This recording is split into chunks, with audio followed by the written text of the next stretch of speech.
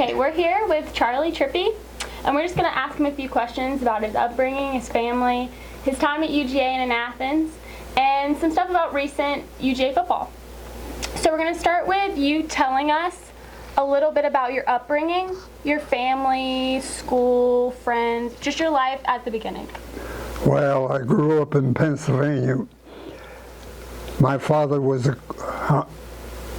a mine coaler. He mined coal for a living, and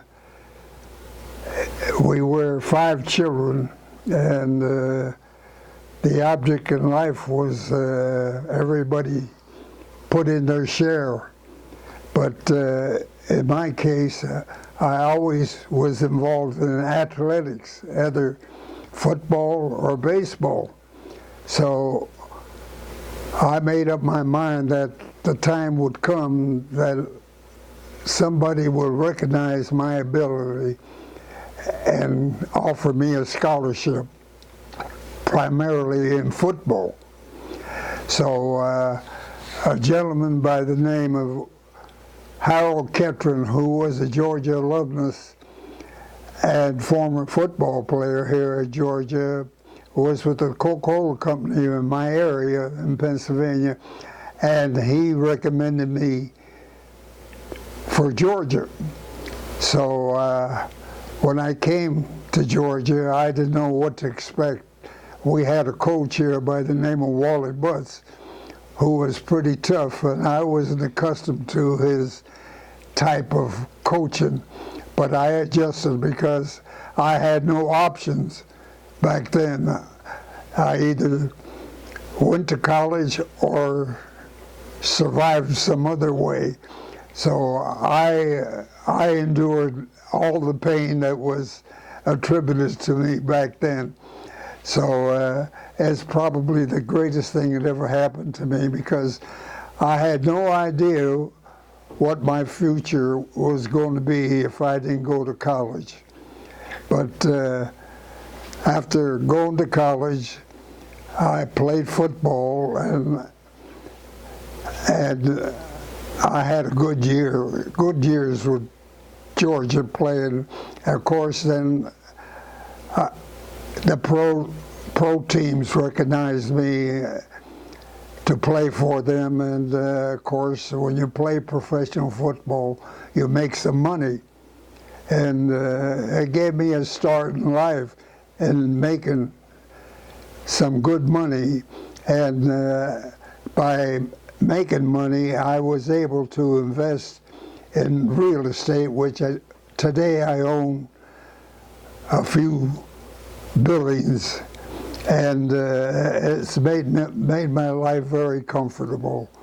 So I can look back now and say, thank you, football, for having me on your team. That's an awesome story. I love that. That's awesome. During your freshman season, UGA won the Rose Bowl. I was a sophomore. You were a sophomore. Okay. I was a sophomore. We went to the Rose Bowl. We played in January 1943. Yeah, we played UCLA. Yeah, and that was really a great experience, because here I am. I come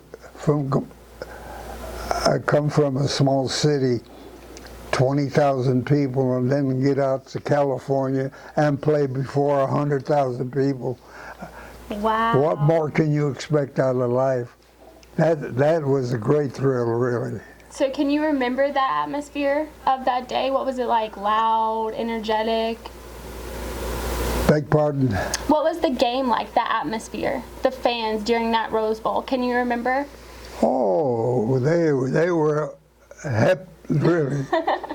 The Rose Bowl is one of a kind, believe me.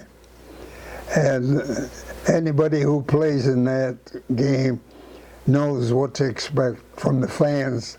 The fans are really ready for the game. But a lot of people don't know this about the 1941 Rose Bowl, was that it was played in Durham, North Carolina, due to the threat of an attack from the Japanese following Pearl Harbor. So the next year, UGA played out in Pasadena, of course. Were you in fear of another attack because of this World War that was going on during your playing time? Well, the game was moved from California to North Carolina because of the danger element that was involved during the war. You know, they're afraid that being out the coast, it might be attacked or something of that nature. So that to continue the Rose Bowl, they moved it to North Carolina, which was a great thing.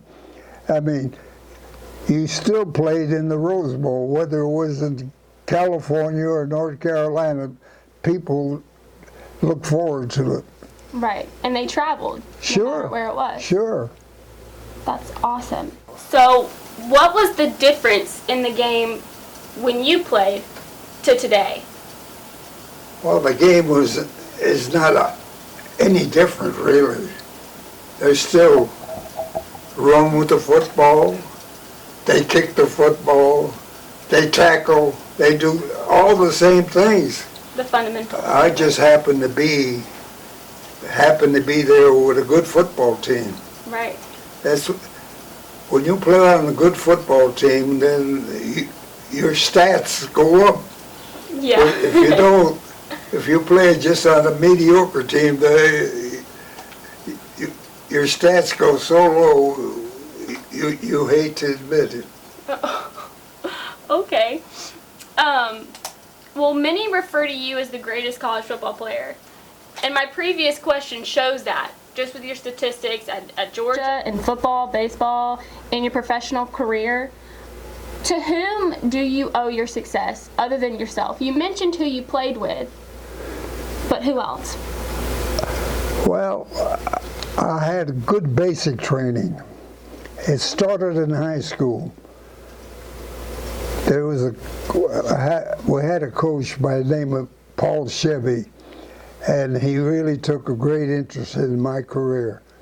And he worked hard with me to accomplish what I did.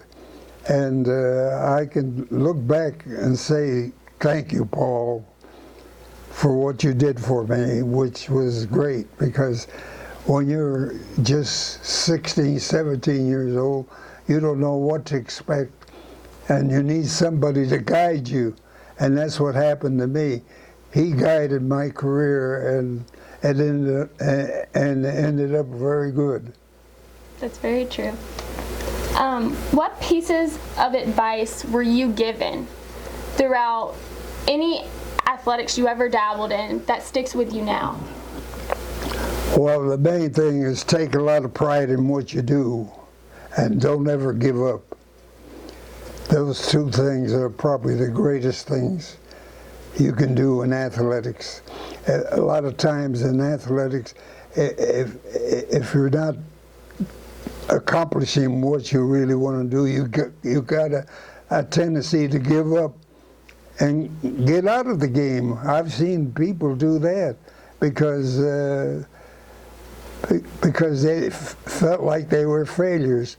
But a lot of times when you have a tendency to give up like that, it's hard to make a comeback. But the main thing is always have confidence in your ability. And as long as you feel like you're still good enough to play, then you're part of the program. Right, well those are great two pieces of advice that even players now can take with them and learn from. Yeah. So speaking of players now, do you still follow the Bulldogs? Sure. Well, do you have a favorite player that you enjoy watching? I coached at Georgia. You coached at Georgia. Well, now we have to talk about this. I coached football at Georgia. Yes. Did you enjoy coaching or Yes. did you enjoy playing more? Yes. Which one did you enjoy more, playing or coaching? Oh, I enjoyed playing. Playing more? Yes, definitely. Was that tough, playing two sports and also going to school? No, I made the adjustment pretty good, yeah. Because it was important in my life to make the adjustment. Right. I mean, I didn't want to be a failure in anything I did, regardless. I mean, if it meant staying up all night to succeed in something and prepare for something, I'd do it. I just never wanted to be a failure in anything I did, whether it was in school, football, or baseball, or anything like that.